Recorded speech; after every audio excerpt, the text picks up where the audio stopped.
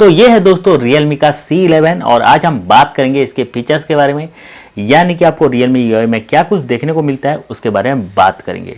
तो पहले शुरू करेंगे हम यहाँ से, स्टार्टिंग से ही शुरू करेंगे। तो अगर आपको, जिन भाई को, बहुत सारे व्यूअर्स को पता होता है कि इसका UI कैसा है, क्या कुछ यूज करने को मिलता है, तो वो लोग वीडियो को स्किप करके जा सकते हैं। और जो लोग पहली बार Realme UI यूज करने वाले हैं या फिर C11 को यूज कर रहे हैं तो और इसके बारे में जानना चाहते हैं तो देखते रहिए इस वीडियो को।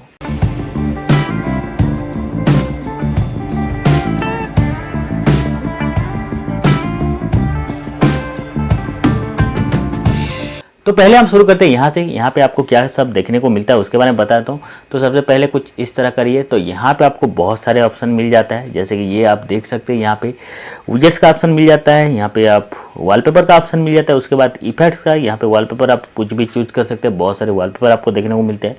उसके बाद यहाँ पे इफेक्ट्स, यानी कि जो ऐप ड्रॉ है वो किस तरह होगा, ये देखिए, तो ये किस तरह काम करेगा इसको आप देख सकते हैं यहाँ से। उसके बाद और क्या कुछ मिलता है तो वो भी आपको दिखा देता हूँ। उसके बाद यहाँ पे सेटिंग में जाते हैं और क्या कुछ मिलता है वो भी आपको बता देता हूँ यहाँ पे। तो यहाँ पे आपको सेटिंग मिल जाता है, ये बेसिकली यहाँ होम स्क्रीन का सेटिंग है। उसके बाद अलग सा और एक भी सेटिंग आता है। तो यहाँ पे आपको होम स्क्रीन मोड मिल जाता है, आइकन पुल डाउन जेस्चर ये मिल जाता है, लॉक स्क्रीन लेआउट मिल जाता है। और उसके बाद यहाँ पे होम स्क्रीन लेआउट यानी 5x6 रखना है या फिर 4x6 रखना है, वो आपको बेसिकली यहाँ पे आपको देखने को मिल जाता है। आइकन ऑटोफिल का ऑप्शन मिल जाता है। सर्च बार स्क्रीन बॉटम में वो आपको देखने को मिल जाता है। मान लीजिए आप बहुत सारे ऐप रख रहे हैं तो आपको अगर सर्च में इजी होता है तो आप सर्च बार भी रख सकते हैं, जिससे कि आप ऐप को डायरेक्ट वहाँ पे ढूंढना नहीं पड़ता है, स्क्रॉल करना नहीं पड़ता है। बेसिकली आप डायरेक्ट सर्च करके टाइप करके भी कर सकते हैं। तो ये सब आपको यहाँ पे ऑप्शन मिल जाता है। उसके बाद सेट थीम का ऑप्शन मिलता है, सेट वॉलपेपर का मिल जाता है और सेट आइकन स्टाइल, ये सब आपको यहाँ पे देखने को मिल जाता है। और यहाँ पे मैं जल्दी जल्दी बता देता हूँ क्योंकि बहुत सारे आपको बातें बताना है, नहीं तो वीडियो बहुत लंबा हो जाता है। उसके बाद आपको नोटिफिकेशन सेंटर में क्या कुछ मिलता है वो भी आपको दिखा देता हूँ। तो यहाँ पे बाकी सब का ऑप्शन आपको देखने को मिल जाता है, ये सब आपको देखने को मिल जाता है। और यहाँ पे इसको आप चाहें तो एडिट भी कर सकते हैं, कैसे करते हैं वो भी दिखा देता हूँ।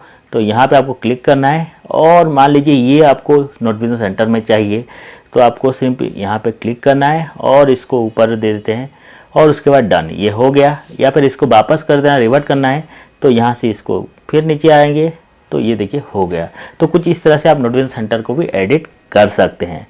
उसके बाद हम बैक जाते हैं और अब जाते हैं सेटिंग में। अब जाते हैं सेटिंग में और सेटिंग में क्या कुछ देखने को मिलता है वो भी आपको बता देता हूँ। तो पहले तो यहाँ पे आपको एयरप्लेन मोड मिल जाता है, फ्लाइट के लिए जिसको बोलते हैं फ्लाइट मोड भी बोलते हैं, वो आपको देखने को मिल जाता है। उसके बाद यहाँ पे थोड़ा सा मैं ब्राइटनेस को कम कर देता हूँ तो आप ठीक से आपको देखने को मिल रहा होगा। उसके बाद यहाँ पे SIM card and mobile data, तो जो कि मैं ऑलरेडी बता चुका हूँ डुअल 4G वोल्टी टेस्ट में, वो वीडियो आप देख लेंगे तो आपको पता चल जाएगा।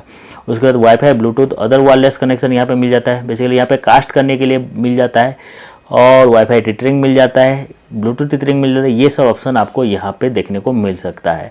जैसे कि ये देखिए स्क्रीन कास्टिंग है, मान लीजिए आपका एलईडी फ़ोन, एलईडी जो टीवी होता है उसमें आपको कास्टिंग करना है तो इसको ऑन करके आप कास्टिंग कर सकते हैं। उसके बाद नीचे जाते हैं तो नोटिफिकेशन स्टेटस बार, जो कि पहले मैं ऑलरेडी दिखा चुका हूँ, जी हाँ। तो ये सब आपको यहाँ पे मिल जाता है। ऑप्शन आपको रियल टाइम नेटवर्क स्पीड, मान लीजिए आपको रियल टाइम नेटवर्क स्पीड देखना है तो वो कैसे देखना है, तो सिंपली इसको ऑन कर देना और यहाँ पे आप देख सकते हैं ऊपर में, यहाँ पे आप देख सकते हैं आपको नेटवर्क स्पीड भी दिखाई दे रहा है, तो यहाँ पे आप उसको ऑन कर सकते हैं। तो ये सब ऑप्शन आपको यहाँ पे देखने को मिल जाता है। उसके बाद आता है डिस्प्ले एंड ब्राइटनेस, तो यहाँ पे आप ब्राइटनेस को बढ़ा सकते हैं। उसके बाद आपको डार्क मोड चाहिए तो वो भी आपको यहाँ पे मिलता है और नोटिफिकेशन सेंटर में मिल जाता है। सिंपली इसको क्लिक करते ही डार्क मोड ऑन हो जाएगा। ये देखिए डार्क मोड ऑन हो गया। अब देख सकते हैं यहाँ पे डार्क मोड आपको दिख रहा होगा।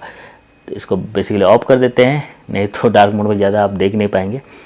तो ये डार्क मोड इस तरह। आई कंफर्ट यानी कि आपको डिम करना है ब्राइटनेस लेवल, तो ये देखिए ये हो गया। रात के लिए ये बहुत ही यूजफुल होता है तो आप इसको भी यूज कर सकते हैं रात में। उसके बाद यहाँ पे ऑटो रोटेशन मिल जाता है, ऑटो स्क्रीन ऑफ मिल जाता है। उसके बाद यहाँ पे स्क्रीन कलर, टेम्परेचर ये मिल जाता है, फॉन्ट मिल जाता है, फॉन्ट साइज मिल जाता है, डिस्प्ले साइज मिल जाता है। और ये फॉन्ट के बारे में अलग से मैं वीडियो बना दूंगा कि कैसे फॉन्ट क्या कुछ चेंज करते हैं, उसके बारे में आपको पता चल जाएगा। उसके बाद हम आते हैं साउंड वाइब्रेशन पे, तो साउंड वाइब्रेशन में आप रिंगटोन सेट कर सकते हैं, ये सब ऑप्शन आपको देखने को मिल जाता है। तो इसके लिए एक वीडियो आने वाला है जिसमें कि मैं बताऊंगा कि पैटर्न लॉक कैसे सेट करते हैं। रियलमी के डिवाइस में थोड़ा प्रॉब्लम होता है क्योंकि डायरेक्ट जब ऑन करेंगे फ़ोन तो आपको पासकोड ही मिलता है, तो वो कैसे सेट करते हैं उस वीडियो में बता दूंगा, आपको वो देखने को मिल जाएगा। उसके बाद नीचे जाते हैं और यहाँ पे प्रिवेसी मिल जाता है, लोकेशन मिलता है, सिक्योरिटी मिलता है, बैटरी मिलता है। तो जो यूजफुल है वो मैं आपको दिखा देता हूँ, जो जानने का आपको ज़रूरत है वो दिखा देता हूँ।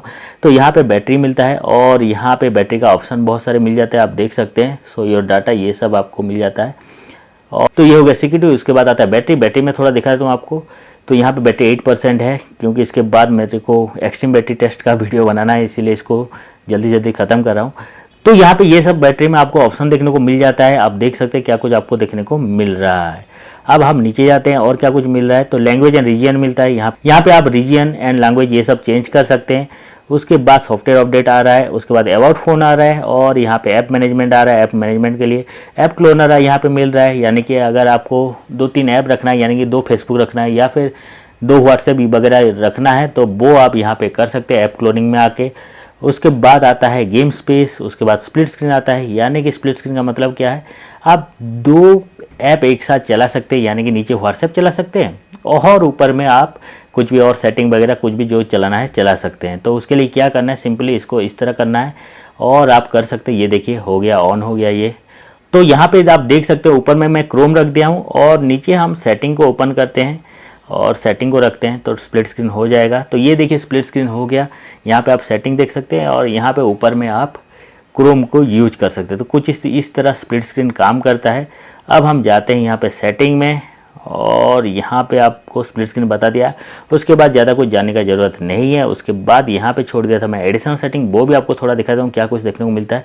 यहाँ आपको स्टोरेज मिलता है, फ़ोन मैनेजर मिलता है, डेट एंड टाइम सेट करना है वो मिलता है, कीबोर्ड इनपुट मेथड सेट करना है तो वो भी आप कर सकते हैं। यहाँ पे कीबोर्ड को अगर नया कीबोर्ड आपको पसंद है प्ले स्टोर से डाउनलोड करके वो आप यहाँ पे सेट कर सकते हैं, तो वो मिल जाता है। उसके बाद स्क्रीनशॉट मिल जाता है, स्क्रीन रिकॉर्डिंग मिल जाता है और यहाँ पे ऑटोमेटिक ऑन एंड ऑफ ये भी आपको देखने को मिल जाता है। उसके बाद OTG कनेक्शन, जो कि मैं आपको यूएसबी OTG टेस्ट में बता दिया था कि पहले इसको ऑन करना है, उसके बाद आपको OTG कनेक्ट करना है। तो ये सब ऑप्शन आपको यहाँ पे देखने को मिल जाता है। तो ये था दोस्तों Realme का जो C11 का UI में क्या कुछ आपको देखने को मिलता है। बेसिकली अगर फ़ोन यूज करना है तो आपको किन किन चीज़ों को जानना चाहिए वो मैं यहाँ पे बता दिया और कुछ ज़्यादा यहाँ पे जानने का ज़रूरत नहीं है। आई होप मैं टोटल सब बता दिया हूँ और कुछ जानना चाहते हैं तो कमेंट सेक्शन में पूछ सकते हैं। तो बस दोस्तों इस वीडियो में इतना ही और आई होप आपको समझ में आ गया हो कि Realme C11 को कैसे यूज करना है या फिर Realme UI अगर पहली बार यूज करना है तो क्या कुछ आपको जानने का ज़रूरत है वो भी पता चल गया होगा।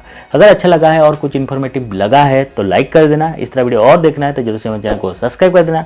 सब्सक्राइब बटन आपको नीचे मिल जाएगा। और एक सबसे जरूरी बात कि मेरा नाम है सुमन, आप देख रहे टेक पॉइंट यूट्यूब चैनल। मैं मिलता हूँ आपको और एक नई वीडियो के साथ, तब तक के लिए बाय बाय।